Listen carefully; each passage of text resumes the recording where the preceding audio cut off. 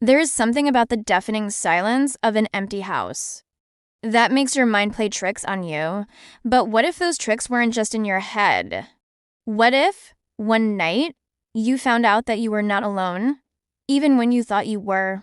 I had just moved into an old Victorian house on the outskirts of town. It had a history, a past shrouded in mystery that the locals whispered about in hushed tones. As the sun dipped below the horizon on my first night there, I dismissed the stories as mere town gossip, convincing myself that the unsettling feeling crawling up my spine was just a product of an overactive imagination. But that night, as the moon cast eerie shadows across the creaking floorboards, reality blurred with the supernatural. It started innocently enough. I began hearing faint footsteps echoing through the empty corridors, each soft footfall sending shivers down my spine. I chalked it up to the settling of an old house. The usual sounds one might expect in an unfamiliar environment. But soon, those footsteps turned into something more ominous, a rhythmic pattern that seemed deliberate, purposeful. One night, as I lay in bed, the darkness thick and suffocating, I felt a cold breath on the back of my neck.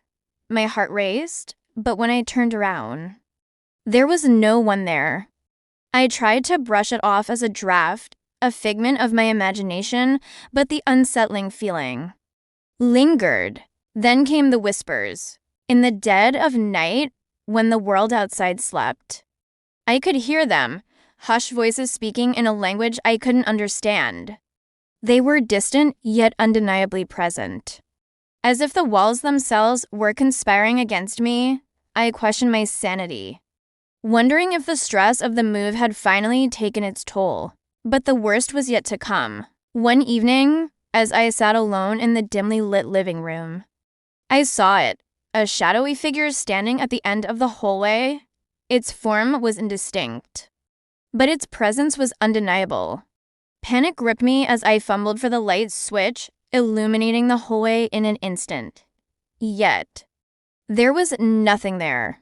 Terrified, I began to research the history of the house, unearthing a dark tale of tragedy and loss. A family had lived there decades ago, torn apart by a series of mysterious deaths. The more I delved into the past, the more convinced I became that the spirits of the departed were still lingering, trapped in the confines of that Victorian mansion. Desperation set in as I tried to find a way to free the tortured souls. Rituals, prayers, and pleas went unanswered. The footsteps, whispers, and spectral figures persisted, growing more malevolent with each passing night.